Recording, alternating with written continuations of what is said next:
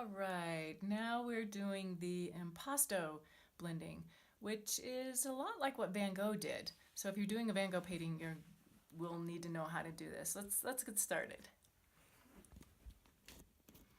Doing the sphere again. Remember, draw your sphere. Keep your hand on the inside of the circle. Doesn't have to be perfect. We'll put a shadow in there later. But again, think of a light source. I'll have a light source coming from here. This time I want you to use, I'm using blue and white again, but I'm also going to use a complementary color, and I'll show you why. You need a little bit more paint for this technique. Not even sure I have enough yet. You might need about a quarter size to do your sphere in this case, because impasto style uses a lot more paint. Oh, I want to show you when I just did that. When you put paint on a palette, make sure you're putting the paint onto a clean area and not squishing that onto a blue area. You'll get blue in the white. We want to keep all of our paints pure, the hues, the color they're supposed to be. All right, what kind of brush to use for impasto? Impasto. You don't want to use the bad brush like we did for dry brush technique. You'll probably want to use one of your flat brushes. Gives you a little bit better feel. I'll show you. Got my paper towels getting a little bit covered.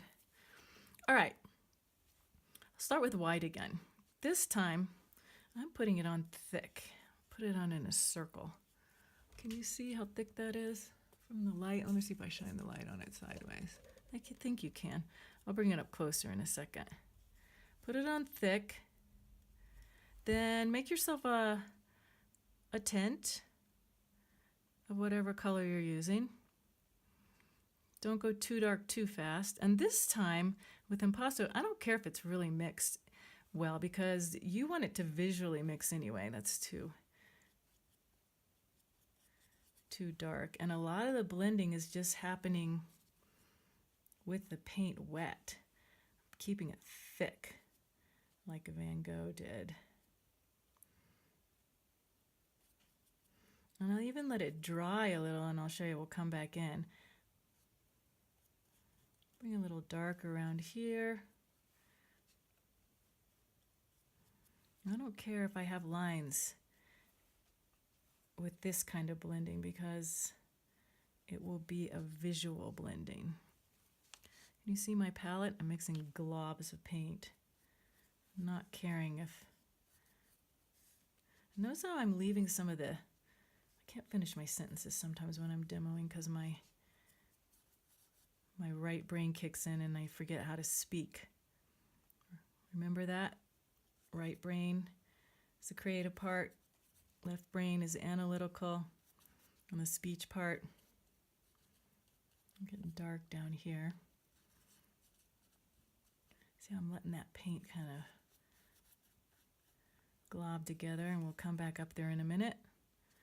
I'll take a little bit of the paint off my brush for now and go do that real dark edge like I had in this one.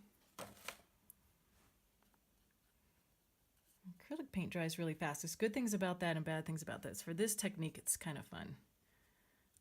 Right at the bottom, remember I have a reflected light, so I want to get some of my light value back in there. Yeah, I have a lot of paper showing through it. That's okay. I'll show you why in a minute. And I'm just letting that paint kind of sit on there. Do my reflected line. I feel like I need a little bit more dark down in here. I might need to let that dry a little more before I keep going with my technique. Okay, while that's drying just a little bit, I want to put in my shadow. That's going to have a whole different feel with this impasto technique, because it will also have a little reflected light in the middle. I'll put that in a little bit, and I might change the end of the stroke on. I'm putting that light part of the shadow in.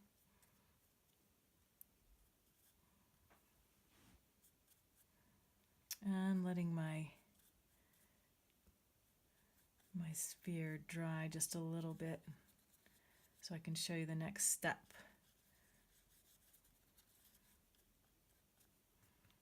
Oh, I need some other values in my shadow a little bit. I don't want to be too light. I don't want to highlight in my shadow, just a reflected light. So right now my middle part is probably a little bit light.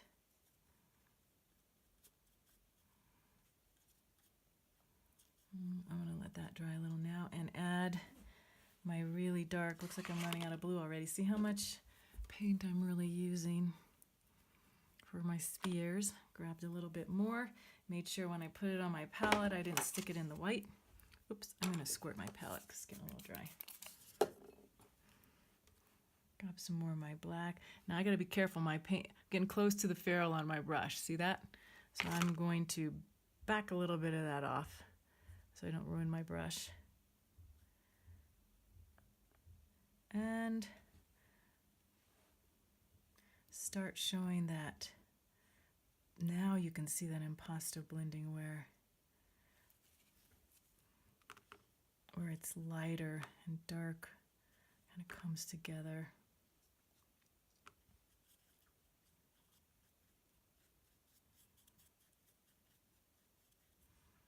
And I'm going to bring my dark edge of my sphere back around.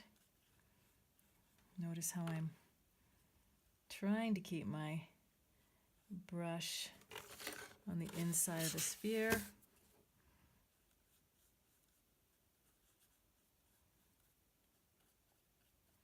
Okay, now there's a lot of paint on here.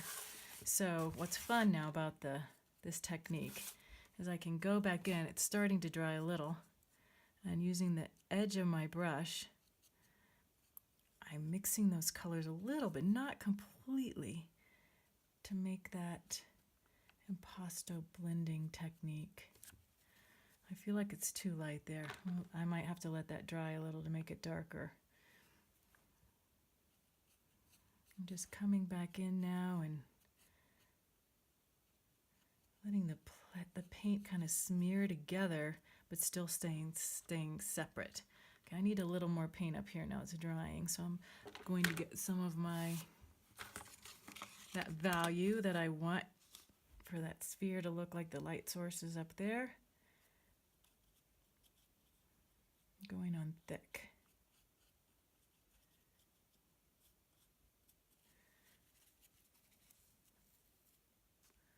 I'm going to grab some white now and bring some of that white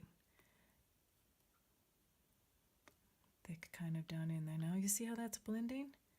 I'm going to bring a little bit more white down. It's doing a visual blend. I'm squinting at it to see if it's working because I keep seeing the lines. I want to see if I'm really getting a blend going down in here. Like I said, it's a little light down there, but I might have to let that dry a little. If I put too much, it's gonna blend out. Now I'm doing this kind of motion. Now I can, if I want to now while it's wet, would be kind of cool, is to change the direction a little bit. It would still be a sphere. I can pull the paint down like this a little bit. And you'll notice Van Gogh did some of this with some of his. It gives it a different, still a sphere stroke.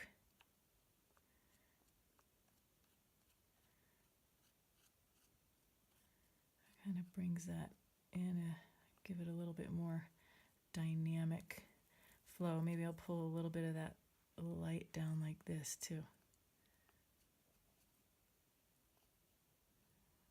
But still has that impasto look. I don't really like that. I'm gonna take it back this way. I could now this is kind of cool to have bring it back in this way. But then I have a few of those cross hatches. It looks pretty cool. All right, why I wanted to grab a little bit of this orange, because this is what the Impressionists did a lot. They might do something like this. Grab a little bit of orange and watch what happens when you lay orange next, when you lay a complement next to it, its complement, it vibrates. Like if I put whoa, that really pops out. Really pops out. I don't think I want to do that. But if I mix a little bit of those complements together, I start to get a dull intensity. I don't want any white in there with it, because then I have a tone. I just want to dull out the intensity of the blue, and this will work really well in your shadow then, because it's a not so intense color. It's almost black.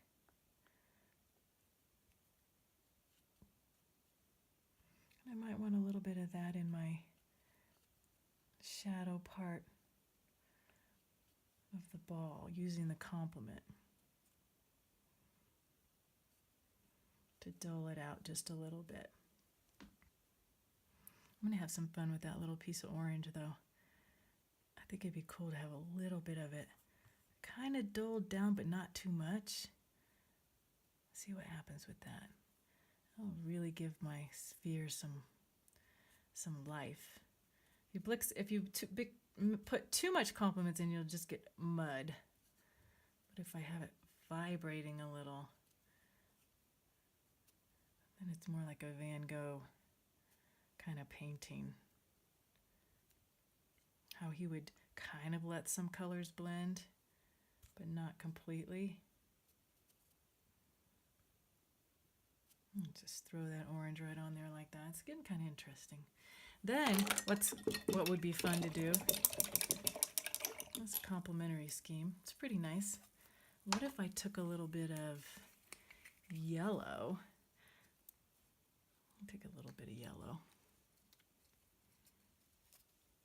Have some fun with some colors. Now, you can't overblend all these colors together again, or we'll get mud. But what if I throw a little bit of yellow up in here?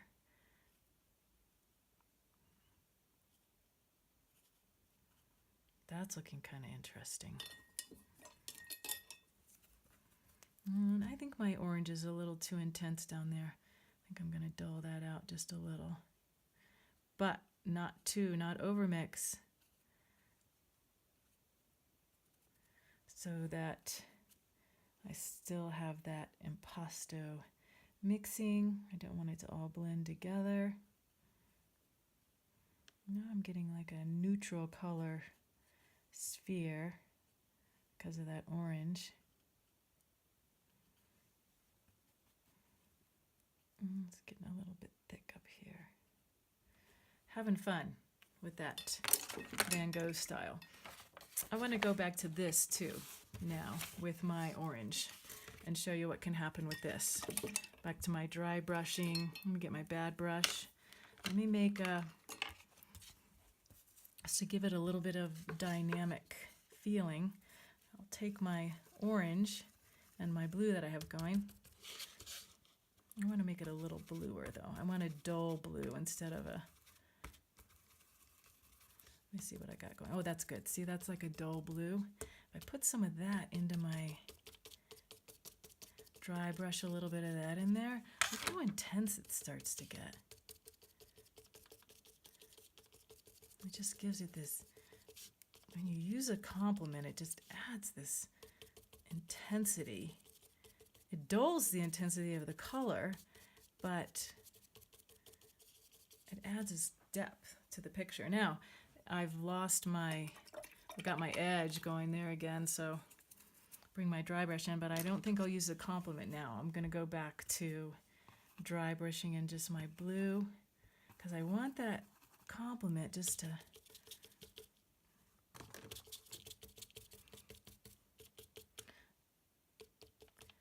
blend in just a little bit and give me this great depth.